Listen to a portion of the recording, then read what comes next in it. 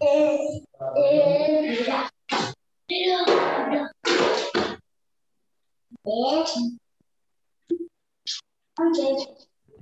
is that speaking?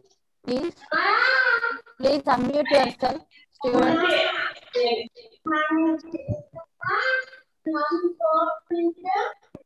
Hello. Who is this? Excuse me.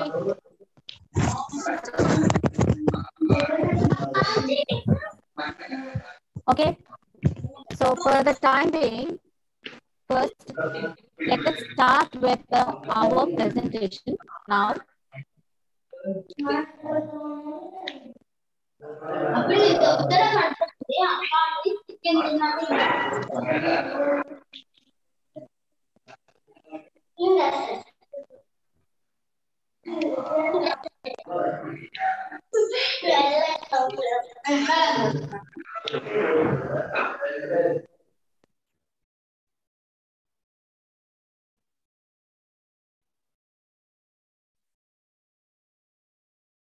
Okay. Now I think just for time being, I have I unmuted everybody. I muted everybody. Okay. So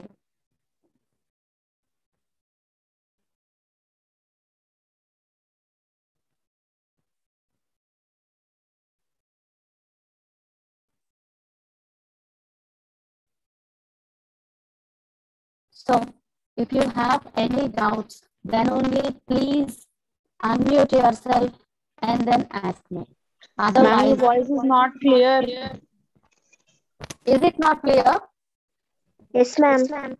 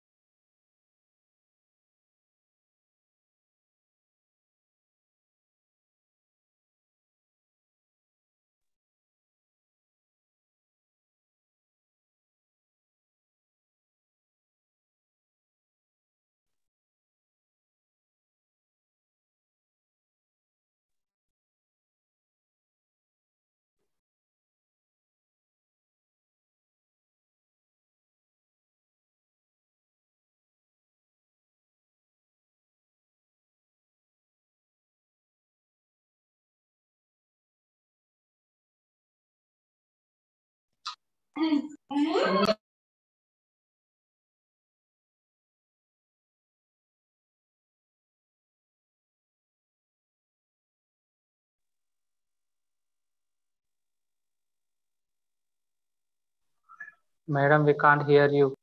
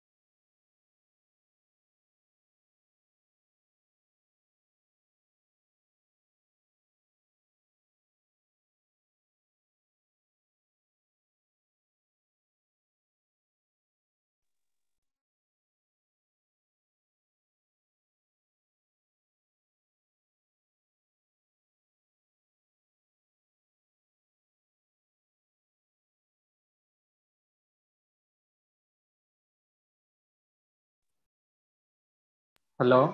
Is the class is going on? I can't see anything and I can't hear anything.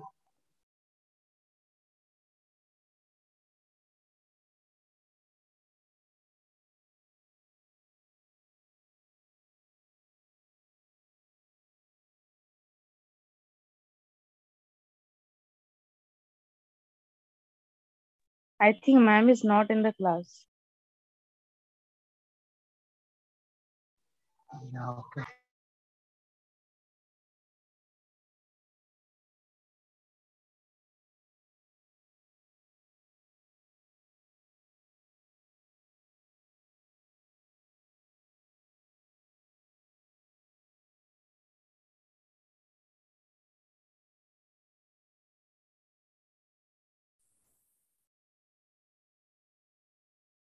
Hello.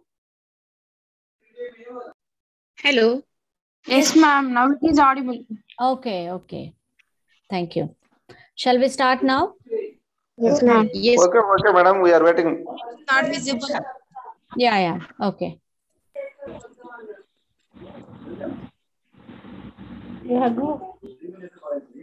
Okay. So now my screen is visible? Yes, Yes, ma'am. ma'am. Yes. Okay, then. Okay. Yes, ma'am. So before starting this meeting, because we have only 1 hour time, so first let me make it clear that if you have any doubts, we will continue with the doubts. If you don't have any doubts, you just want to listen, and then we can clarify the doubts later. So we will continue with our presentation. What do you say? Do you have any doubts? Ma'am, excuse Yeah. me, ma'am. Yes, yes. Ma'am, for the examination purpose, we are supposed to read only this model paper questions. Model questions. No, it is not like that. You may expect some questions from that and in the same pattern. But you cannot have the same questions in your question paper. Okay. Is So that we are clear? supposed to read the whole text. Yeah, obviously you have to read that whole text. There is no guarantee that you will get the questions from the model paper or the module itself. The pattern or the formation may change. Pattern in the sense, the question framing of the questions. Right? Ma'am, here in this book, we haven't got the first semester model paper. Yeah, Like, we will what is the discuss pattern for it. the exam? We will discuss it later. Okay. For the time being, first, please concentrate on the text. Okay, ma'am. Okay. I will definitely explain you the question paper and some tips for you at the end of our session. I mean, in class 10, in the last session. Okay, ma'am. Is that clear? Yeah. Thank Yeah. you, ma'am. Yes, please. Ma'am మాకు కొంచెం తెలుగులో చెప్తారా ఇప్పుడు చెప్పినవి? Actually నేను ఇది this is live recorded, okay? So I cannot use Telugu language even though I know Telugu. Okay? Okay madam. Okay. Thank Thank you. you, ma'am. Thank you. Because it is a recording session, no? So we cannot talk like that. We cannot speak. We cannot use this one, and even we are not supposed to use bilingual method. That means we cannot shift from English to Telugu and that. If it is very essential, then only we can go through that option. Okay, fine. Ma'am, please yeah. say the chapter numbers while you are explaining it. So actually, chapter numbers and all that, we don't have any chapter numbers. We just have units. So yesterday we left half in the first unit and we are continuing this. Yes. And today itself, we need to complete second unit and third unit also. That means within 2 days, I mean, every week we have to finish with each block. Okay. Only we have 10 classes. Yes, Okay. ma'am. Yeah. So please don't disturb me in the middle. So that after once we're done with the presentation, if any time is left, we will clarify the doubts. We will take questions. Otherwise, in the next weekend, you come prepare for your questions. Come prepare with your questions and doubts so that we will discuss in detail. Is that clear to you? Sure, ma'am. Yeah. Next Sunday, ma'am. Yeah. To clarify my doubts, next Sunday will be continue with them, ma'am. Sorry, I didn't get you. What are you saying? What are you asking? Can you please explain my doubts on Sunday, ma'am? Yeah, next week. If you have doubt, you can ask me now. Okay, ma'am. What is your doubt? Nothing, ma'am. In the context I have any doubts, I will ask you later, ma'am. Yeah, sure. Okay. Okay, ma'am. Right. So once again, I'm repeating, don't expect me to teach each and every line because this is just a counseling session and you are expected to come prepared. That means, just try to understand you are at degree level, UG undergraduate level. So you have to read the text completely, clearly, go through, and then if you have doubts, then you come and ask me. You can ask me through online sessions. What are your doubts regarding with the themes and all that? Right. So I'll be briefly explaining. I'm just skimming through the text. You just see the slides and try to understand. Okay. So here, yesterday we finished with the process of communication. I took yesterday a lot of time to explain all this because yesterday was the first class. And if I briefly, if I explain it in a hurried way, you may not understand. That's why I have taken a lot of time. But today we need to complete. Please cooperate, try to follow. Factors that affects communication. So yesterday we spoke about the process of communication. We discussed clearly the receiver, sender, message, medium, feedback, encoding and decoding. Now, what are the factors that affects communication? It is the context and noise, and there are many differences are there. Many factors are there which affects communicate. So what are that? For example, as we discussed already, medium is a problem. If you don't know my language and I don't know your language, the communication cannot be processed. That means the purpose of communication cannot be served, as well as context. And what is this context means? It is the message according to the context or situation. That means if I'm teaching you some words which are not related to English or this particular session, so you may not understand what I'm trying to explain. So that will be out of context. So if you are not communicating about the situation and about the context, so the purpose will not be served. So that is a barrier. And that context may not be understandable to the receiver. So if the receiver is unable to understand the situation and context, then they cannot understand. So that is a barrier. For example, if I am explaining the aeroplane, what are the things that how it runs and how the machine works and all those things, and the receiver he or she they might have never seen an aeroplane, so they cannot understand. So that is a barrier, that is a hurdle. Barrier means problem. Okay, so that is a factor which may affect communication. And noise can be any obstruction, any problem, anything which hurdles the communication, which stops the communication, which confuses the communication during the process. Okay, so maybe the person is from literally poor background. That means maybe somebody doesn't know English language very fluently. If I'm continuously asking, just like now, so I cannot explain in Telugu. And if you don't know English very well, maybe if you are not familiar with the English language environment, then you cannot understand.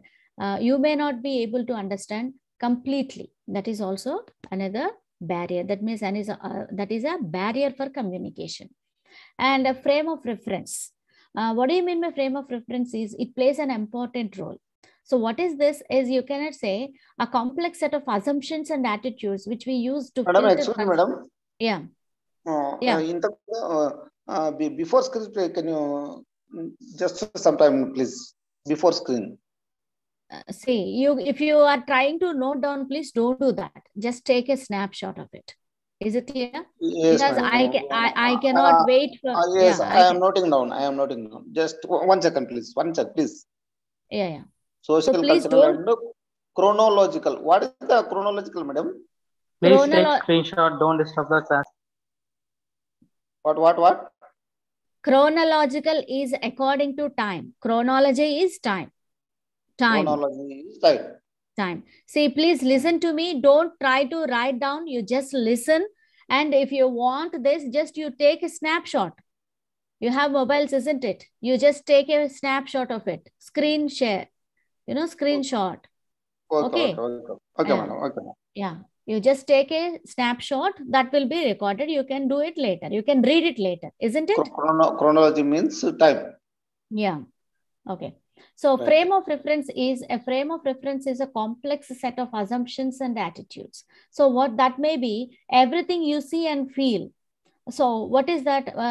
There may be many differences. For example, if I'm talking about any science or maybe biology, and a girl may understand some concepts. Whereas if I'm trying to say something, a boy may understand. Okay. And if a person is from a village, he may not understand what I'm talking about. If I'm talking about a shopping mall and, the multiplex complexes and all that, if they are unaware of it. So it depends. It depends on the psychological as well as perceptional, as well as from roots and linguistic competence, comprehensible ability. That means it means the ability of perception. That means ability to understand the information and the communication depends on individual attitudes. It depends on individual attitudes. That means the ability to understand of an individual. A person may understand if he or she reads once. A person may or not understand until he reads it for 10 times. So it depends. It depends on the person when you are giving or, what is that? Suppose if you say belief, right? So what is the belief? So if you take any rural area persons, or maybe economically poor, or maybe financially poor, or maybe socially, that means educational background is not there, then that person may not understand if I talk about some positive attitude or maybe personality development and all that. And when I'm talking to an urban student, that means a person from city may not understand if I talk about any superstitions or something where a lot of importance will be given at a rural area. So it depends on cultural, educational, financial, social, political, religious, all these aspects. So there may be all kinds of barriers are there. And the medium that we are using. For example, if a person doesn't know how to operate a smartphone, he or she may not understand how to open this Zoom app or any platform or any kind of the digital process of the education system. So they may not be aware of it. So they cannot use it properly. So that the purpose of the communication is not served completely. So you say this, whenever I'm changing the slide, immediately you take a screenshot so that you can do it later. You can read it later. So barriers to communication can be linguistic barriers, different languages, physical barriers, that is distance, background, noise. For example, we are facing the problem. Somebody's network connection is not linguistic good. barriers. Linguistic barriers is just a difference of languages. Differences between the languages. Okay, ma'am. At the same time, accents and slang or jargon, all this. For example, these days children are using, come on, bro. If I say bro, you or maybe some elderly people cannot understand what is bro. Bro is something just like addressing a kind of a friendly nature, because a boy is addressing another boy. He calls bro, right? So if you go and talk to any elderly person, if you say bro, that person may not understand what is bro. So that is slang. That means inofficial use of language. Or jargon. Jargon, where is the language among a particular group. So all these are linguistic barriers.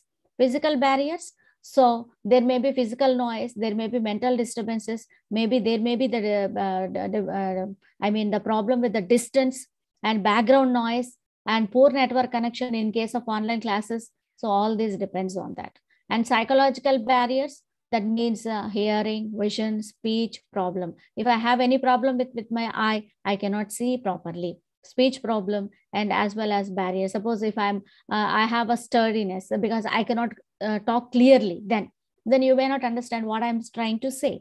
That is a psychological barrier.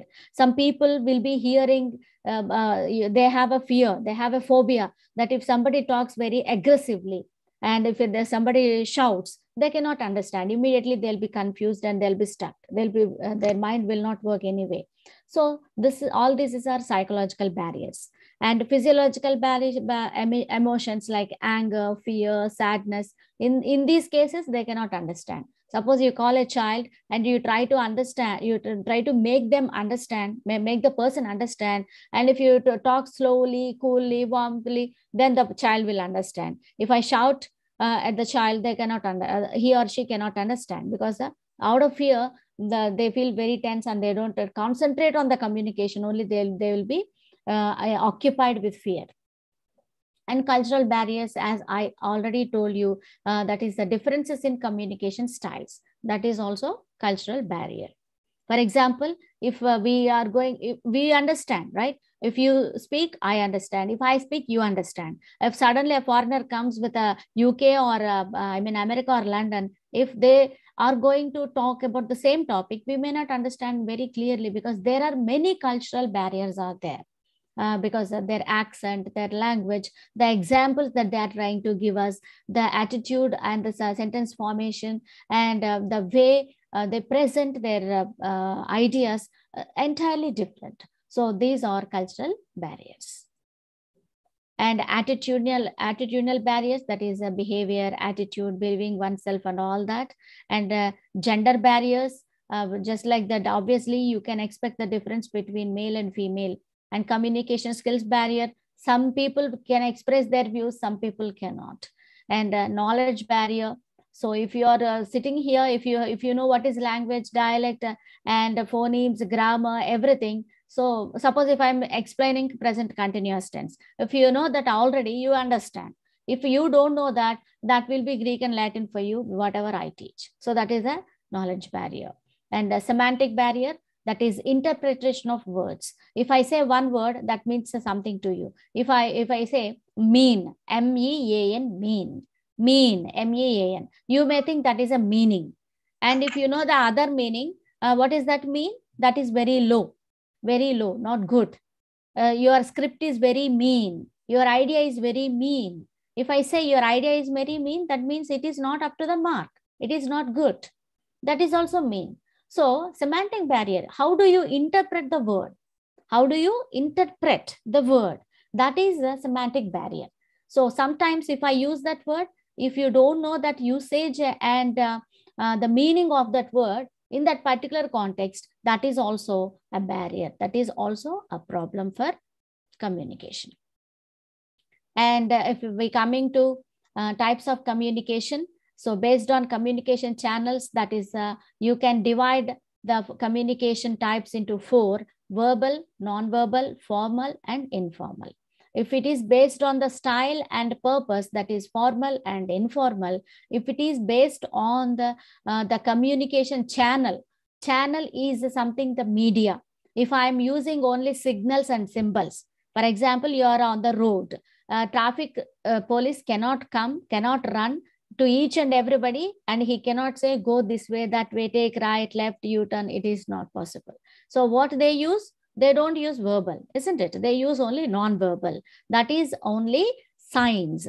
They use some gestures. So that he may raise his hand and show a symbol to stop, to go. Or else there are lights which are displayed these days. Only we have lights. So red light means we have to stop. Green lights, we can go. This is non-verbal communication. So sorry, this is a verbal communication. Non-verbal, they may be showing their hands to stop. And if I say, what is that? If I want to ask you, then I will ask, I will raise my hand, and then I will raise my thumb, and I will ask, what is your problem? What is it that you are doing? That is non-verbal. If I'm angry, then my eyebrows will be frowned, and my face is red, and I'm very serious, and I ask, what's happening? Then if the teacher is angry, immediately the students will know in face-to-face communication in the normal classroom that the teacher is angry, that they are not supposed to make any noise in the classroom. So there is a difference between non-verbal and verbal. Verbal, again, what is verbal means oral and written. Oral, that we speak, that is oral. Oral, that is through our mouth, that is oral. And this oral can be face-to-face and distance. So oral can be face-to-face and distance. Now we are distance. We are in a distance mode. It is not face-to-face. We are not interacting face-to-face. So this is distance mode. Face-to-face, a regular classroom. This is oral. And written, you write a letter, you write a book, you write an exam, open exam, offline exam. And this is whatever you put in the writing form. So verbal means either oral or written. Non-verbal using gestures, and formal and informal. Let us have a view quickly. Verbal and non-verbal. Verbal is, this person is speaking, this person is listening. If he writes, he will read. And non-verbal. So here see, two hands are touching, they are shaking their hands. That means this is touch. But they are not speaking. They are not speaking. That is only a gesture. Verbal communication. You see this here. It is a type of writing. This is a book and we write. We write. Written communication. Oral communication. These two people are talking. Visual communication. That we see TV, we watch television, and we watch some ads. We see our phones. All these are visual communication. These are sometimes, if it is now I am showing you this PPT. This is visual communication, and I am also talking to you, oral communication. So I am using audio visual communication here. I'm using both audio and visual. Audio, that is only I am speaking. But if I play a song and all that, if I show you a video clip, that comes under audio visual communication. I am using audio as well as visions. So this is audio visual communication. So this is verbal communication consists of the four forms: written, oral, visual, and audiovisual.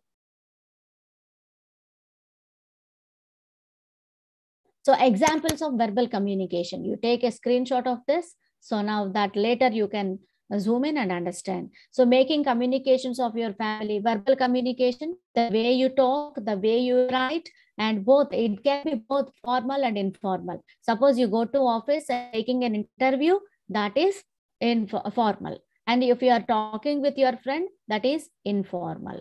That comes under both.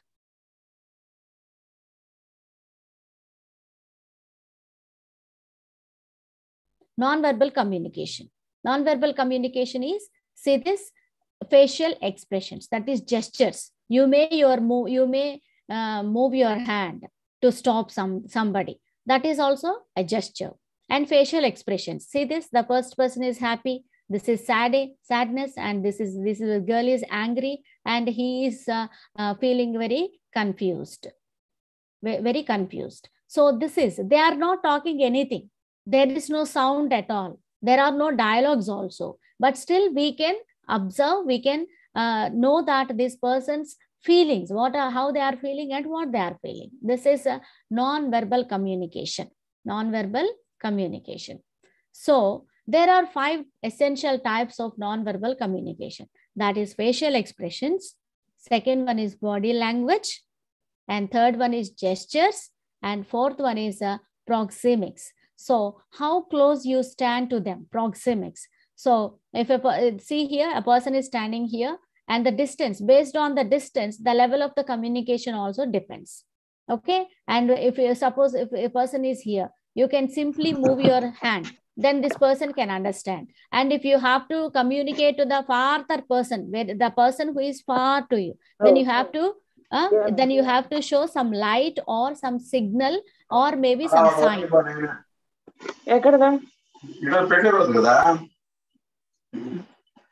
Archana, so please mute yourself.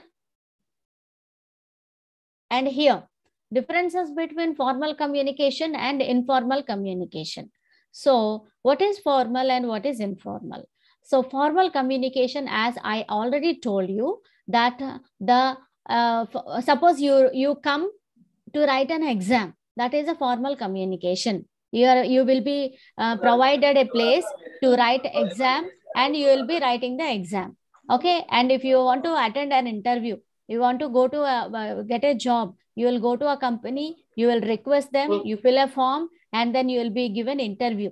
That is a formal communication. So they will ask some questions to you, and they may ask you to write something. They may take a written test. That is formal communication. There are many examples of formal communication in the offices, formal meetings, conferences, seminars, and all these comes under formal communication.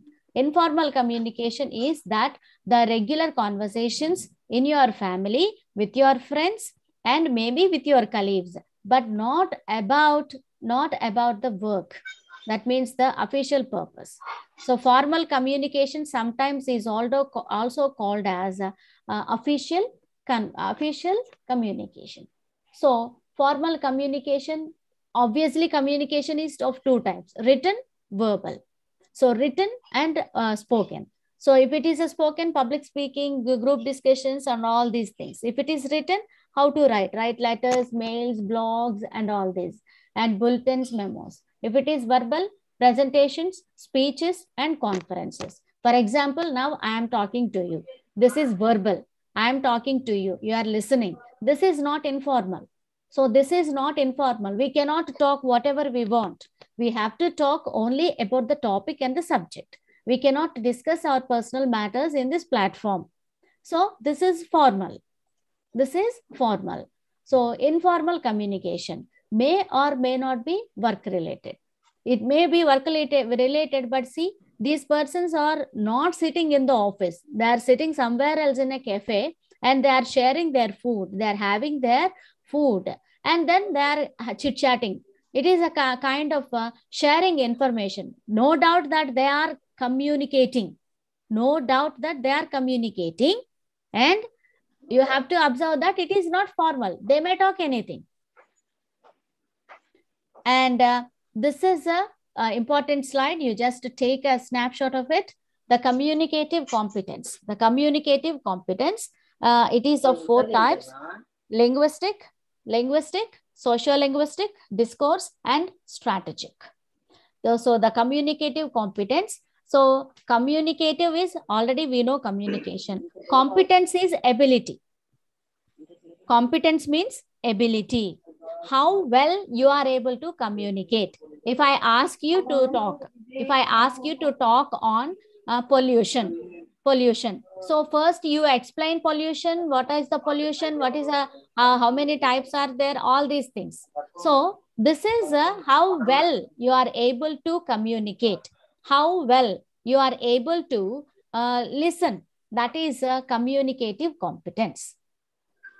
Okay.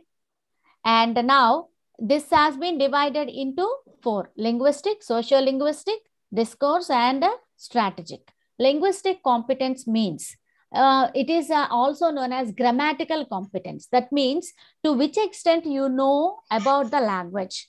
That means if you have to know about the formation, structure, word formation, sentence structure, and tenses, sound interactions, I mean all the grammatical aspects, phrasal verbs, and all these, then you are linguistically competent enough. That means you have that linguistic competence. So in other words, what do you mean by a perfect sentence formation, syntax, morphology, all these, phonology? Maybe all these words are new to you. Only keep it in mind that if you are able to produce a very good language, grammatically correct, grammatically perfect language, then you have a linguistic competence. Second one is sociolinguistic competence. So it is what you can, that is culture and social rules.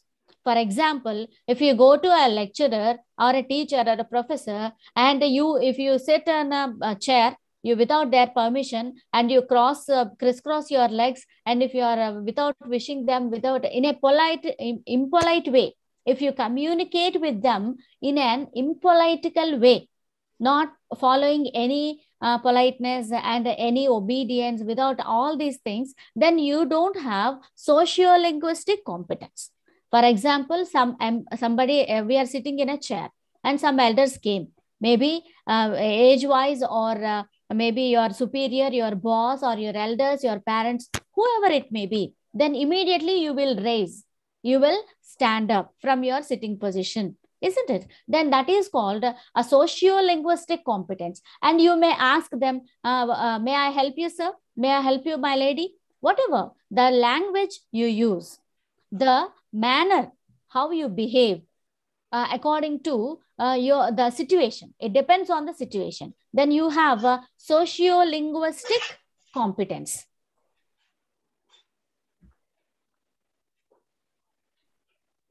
Discourse competence. So this discourse competence is, I already told you how well you are able to discuss the thing, how well you are able to, your knowledge, your wisdom, your knowledge, what patterns you are organizing. Suppose if I ask you, what is pollution? So you know pollution, but if you don't know how to organize things, pollution can be divided into these 4 types, and all these things that you explain first what is pollution, and then you define it, and then you divide the problem, and you suggest some solution. Then you have that organizational skills.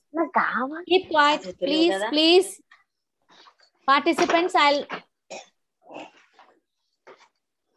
please try to understand. Mute yourself.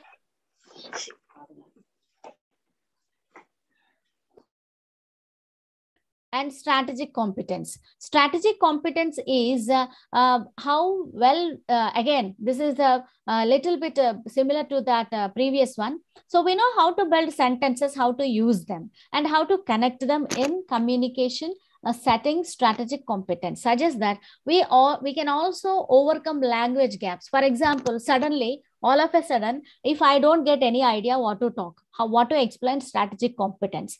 So then if I'm staring at the screen, and if I am not able to speak any sentence, then I don't have the strategic competence. Even though you don't have any idea, or you struck with an idea, or maybe you are not getting any words to explain exactly, and in a way to be understandable to the receiver, then we use some gestures.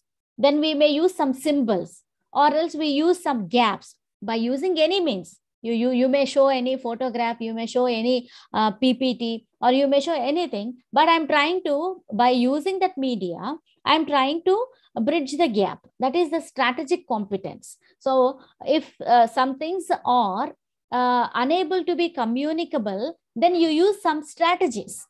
Okay, so how well you are able to understand, that is a strategic competence. And still now, Ma'am, what is the difference between linguistic competence and discourse competence? Linguistic competence is the knowledge that you have about a language. How you are using the words, how you are using the sentences. Discourse competence is, it doesn't mean that it is not enough that if you know the language very well, but how skillfully you are using the language. Is that clear? So, ma'am, that means linguistic competence and discourse competence are the same? Not the same, not the same.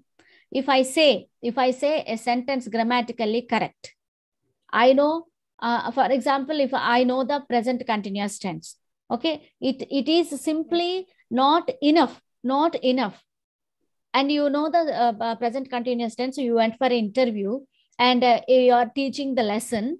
Okay, you are giving some demonstration, and if a student comes and asks you a doubt, so you simply repeating the sentence again and again, and still the student is not understanding, then you don't have the discourse competence. It's not up to the mark, ma'am.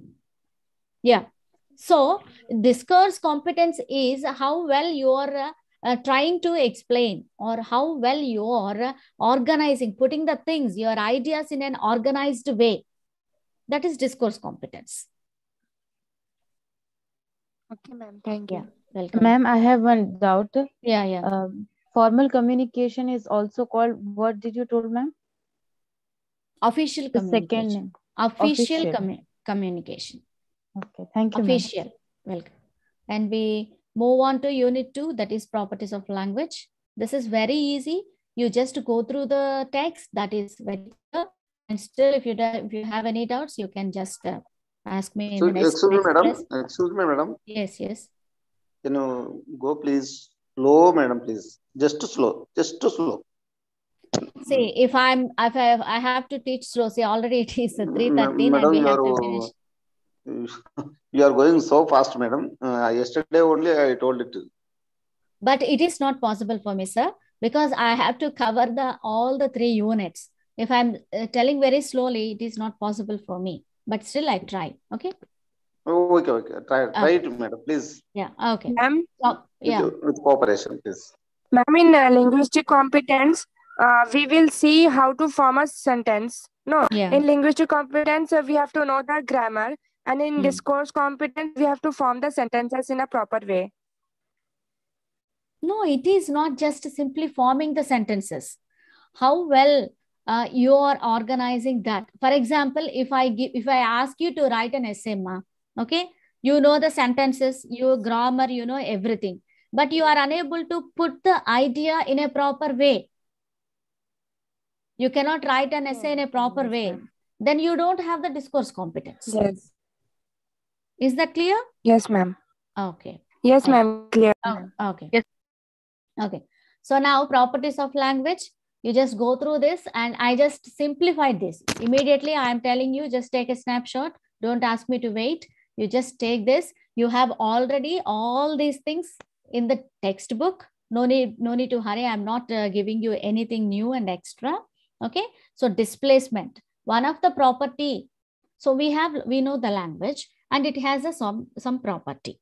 So what are the characteristics of what are the features of our language? Common, any language. It is not just we are talking about English. Language that we speak, any language. So here it is displacement. The first one is displacement. That means, for example, a dog is there. A dog barks. Okay, so that it is communicating. It is communicating to its master that a stranger has come. But it cannot give information about what was happened yesterday, isn't it? But we can explain yesterday, we can talk about future, we can talk about now also. So this is displacement. This is the special feature of human language. This is displacement. You can talk about future, present, and anytime. Arbitrariness. For example, we are calling pen. We are showing a pen. If I show a pen and I say pen, and if your teacher teaches you pen, you call that is a pen. You don't give any other name, isn't it? But we don't know the reason why we are calling that as a pen. Okay. And if we say coffee, why it is a coffee? Don't know. And we say dog. Dog is barking. And we say how dog barks? We say bow, bow, bow. So, or else the name we are giving. So, there are some words where you have some meaning. There are some words where you don't have some meaning. But still, you are calling that because we have been taught to call that. It is an acceptance socially or a group wise or in our frame that is accepted and we are following. So that is arbitrariness. So the words and symbols we use, why we use that symbol or word, we don't have any particular reason for that. So that property is called arbitrariness. If somebody comes and say, why this is only pen and why it is pin, there is no reason. For some words, there is no reason. Arbitrariness. Arbitrariness. Next one is productivity. No doubt that we are producing many words. So there are many combinations, new words, new sentences, new sounds there are. So there is no limit for any language. Human language has the productivity. In our lifetime, every day we learn each new word. Maybe we are learning about words, sentences, ideas, all this. They are infinite. So that is called productivity. Next, discreteness.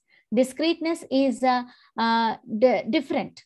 That means, human, they have different sounds. We have different sounds. For example, if I say p, b, k, many sounds are there. And each sound is distinguishable because they have their own distinct meanings and they have their own distinct sounds. That is discrete. Discrete is different. Duality, that means two levels. For example, if I say k, g, all these, they don't have any meaning. If I say p, what is p? Just it's a sound. But if I say p, n, pen, pen, then you combine these three, then it will become pen. It gives you pen. It shows you the meaning pen. If I meaning say, will become, ma'am. Yeah. Then if I say pin, P, E, N, pin, pin, P. So again, I'm using P and the two sounds are different and the meaning is different. Pin. For example, if it is back, if I say B, back, it is different. If I say P, pack, it is different. So we have individually different sounds, and if you combine, you are getting a different, totally another different new word. That is duality. Cultural transmission. So language is not innate. I mean, it is not inborn quality. That means, suppose we are talking Telugu and they are talking English, and it is not genes. That means we don't acquire by birth. This is cultural transmission.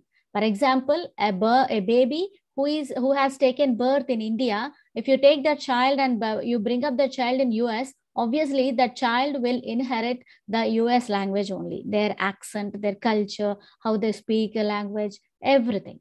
So it is not genetically transmitted, whereas this feature is different from animals. If you take a puppy in India, the barking is same.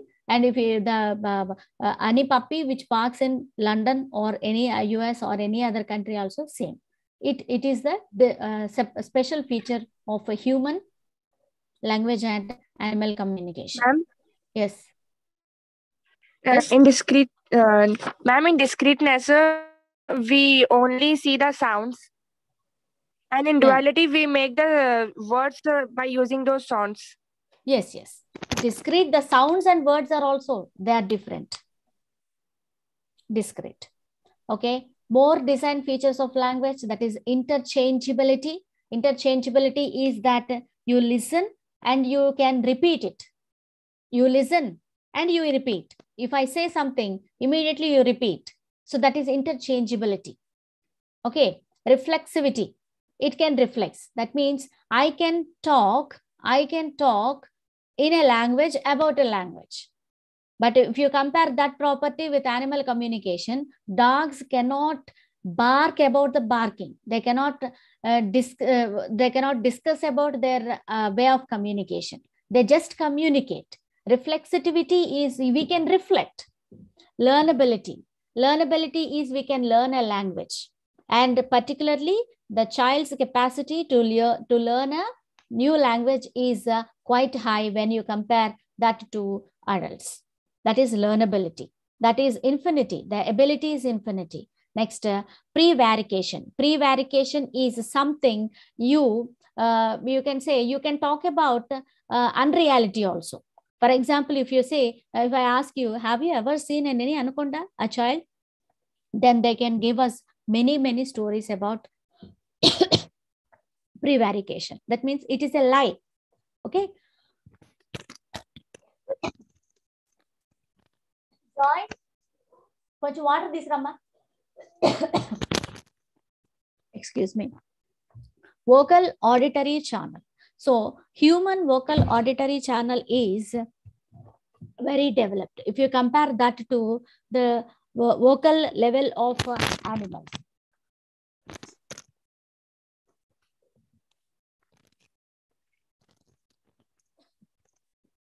If you compare that to animal system of communication, that is entirely a human way of pronunciation, human way of speaking, generating ideas, everything is in a very developed manner. And next one is broadcast transmission and directional reception. Suppose I am talking to you and maybe another person is talking to you. If you are quite distant to that person, then still you can identify from which direction that person is talking. Either that person is talking to your left or maybe right or maybe front or back. It is the directional reception. You can hear from all angles. It is not just a single angle or from maybe one way. And transitoriness. Transitoriness is temporary. Transitory means temporary. What is temporary means? It is not permanent. I am speaking. If you record, it will become permanent. If you don't record, it is not temporary. Only it is up to the it exists for only for some time. That is transitoriness. Next is total feedback. That means I am talking, you are listening, and again you are asking questions. I am listening, and again I am talking. So it is a complete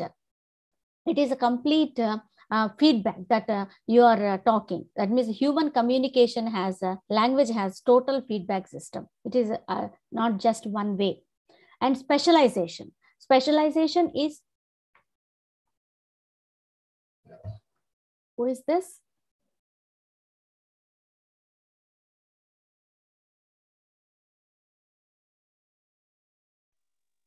What is going on, madam? Yeah. And semanticity. Semanticity is how, what do you say? It is just like, I mean, the meaningful. It is just like the meaning. Okay. So whether you are able to understand what you are talking or not, that is a semantability. It is with the meanings. And specialization is, specific purpose.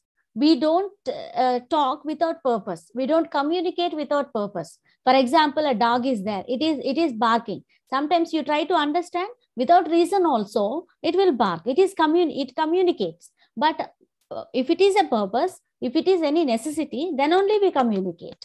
That is specialization. It never just happens. That is specialization. And animal communication. Animal communication is a process by which animal provides information. That is, it may be, what I'm trying to say is, it can be a signal, it can be about a color pattern, it can be a sound or posture, movement, or sometimes it is of releasing order and touch. And so all things that is, all these are the forms of animal communication. For example, if you see a lion urinates. That means the area. That means what is that symbolizing? Any other animal cannot enter into that area. That is a signal. That is a communication to the lions. So there are so many types of animal communication is there. So briefly, animals do not communicate by arranging arbitrary sounds. Only they have a particular set of signals. They cannot improve, or they cannot use more number of signals and colors. Animal communication is context driven, and they cannot react. They cannot react to stimuli or indexes. That means context driven is whenever there is a particular situation, then only they react. Otherwise, they don't try to communicate about the past incidents or maybe feelings. They never try to explain their feelings, and they are not talking about any other incidents in the past, future, like that. And a certain animal communication in animal world can only be used by one gender of that animal. For example, you take peacocks and peahens. So there is a difference between their sounds. Okay, so there is a difference between the hen and the cock. So just like, I mean, peacock and peahen, not only in the formation, appearance, structure, but in the sounds they make. There is a certain animal, not on all, not all types of animals, but certain types of animals. The way that animals communicate are biological or inborn. They don't learn any new language. They can't learn. They can't learn any new language. And you may ask me, some chimpanzees are also taught language. Yes, they are taught, but only very, very few things about food or sleep or something what they want. Only they can communicate, they can learn, understand meanings of certain words only. That too after many years of coaching. And animal communication is not symbolic, so it cannot preserve ideas of the past, or it cannot think of the future also. So non-verbal communication in animals can be done in only one gender. No, it that is means not. a cat cannot no. understand the communication of a dog. Listen. Yeah, obviously. Very common things are available. They cannot communicate. Only these people, the cat will be mewing and the dog will be barking. Okay. So that means if there are two cats, they can communicate easily. But with a dog and a cat, the communication will not be there. Yes, exactly. Okay. But some signs are there which are common. Some signs are there which are common. So, for example, you see, you might have seen in movies. Yes. Suppose a lion or tiger are entering. The birds will be chirping. The monkeys will be doing a different sound. And that communication, all the animal community can understand that a danger or a threat is going to happen. Okay. And suppose if an earthquake is about to come, then immediately snakes will react and elephants will react. And they will only certain ways, ma'am. Yeah. Only certain things are there where they can understand. Okay. Yes. And non-verbal communication. I already told you this is very easiest lesson. You go through the lesson and you just come up with your ideas and doubts. Okay. In the next class. So non-verbal communication types include facial expressions, gestures, and paralinguistics. You know facial expressions. For example, frowning of eyes, smiling, angry. These are facial expressions. Gestures with your hands or legs and postures, whether you're standing, sitting, lying down, cross-legged, sitting comfortably, or maybe not. All these are gestures. Paralinguistics. Paralinguistics means so tone of voice. So if a child is crying or something, if I talk them with softly, they will respond or they will be comfortable. Otherwise, if I'm toning a voice, using a voice of very anger, frustrated, and all that, obviously the child will know that mother is very angry. So they are paralinguistics. They are paralinguists. We don't utter any words, but immediately with our tone, voice, if I say that means I'm serious. I don't want to listen. And I want to say something. I want to stop something. So they are called paralinguistics. And body language, the posture, movement can also convey a great deal of information. And appearance. What is that appearance? The way we wear our dress, the choice of color, clothing, hairstyle, and other factors. That is also communication. You cannot go whatever, how you like to an interview. So if you are going to appear for an interview, the dress should be very formal way. You cannot go informally. And you adjust the, yeah. Telugu medium also same class, ma'am. Telugu medium? Ma'am. English class, ma'am. No. This is for literature class, I think. Okay. So eye gaze. So what is this eye gaze? That is eye contact. Okay. So if you are watching this, face-to-face communication, if you are avoiding eye contact, that means you are not confident enough. So maintaining eye contact is important. If you are teaching students, you have to maintain eye contact. That means you have to see all the corners of the room and you have to see into the eyes of the students and then you explain. That means they are all, so by doing this, you are trying to grab the attention of the students. So this is also non-verbal communication. And haptics. Haptics means touch. If you pat, a student is done very well, then you pat his back. That means that you are appreciating. You are showing your appreciation. And you shake your hands. That means you are expressing your thanks, gratitude. So this is also communication. And again, here you have to remember the gender differences also, because you cannot behave with the same gender, in a way how you react to the same opposite, because there would be a difference between male and female. So you have to identify, you have to remember that while you are communicating also. So functions of non-verbal communication. So these are illustrators. You take a snapshot of this. Okay, illustrators means body movements. Yeah, so how you are sitting. Again, here, you are showing some illustrations. You are showing your hand, go that way, this way. This is illustration. Regulator. You raise your point finger and you say, you show that. Okay, so what is that you are asking? You are expecting the others to stop the discussion or to stop the work. That is, you are trying to regulate. And adapters. Adapters are something, if you couldn't understand, I'll show you a picture. If you don't understand what is earthquake or what is a sea, then I'll show the child or the student of by showing some picture out of a phone, or maybe I have taken a photo and show. Then I'm using an adapter. That means I'm not explaining anything. I'm not talking anything. I'm not writing anything. With the help of a picture, I'm making them to understand. See this non-verbal communication in digital world.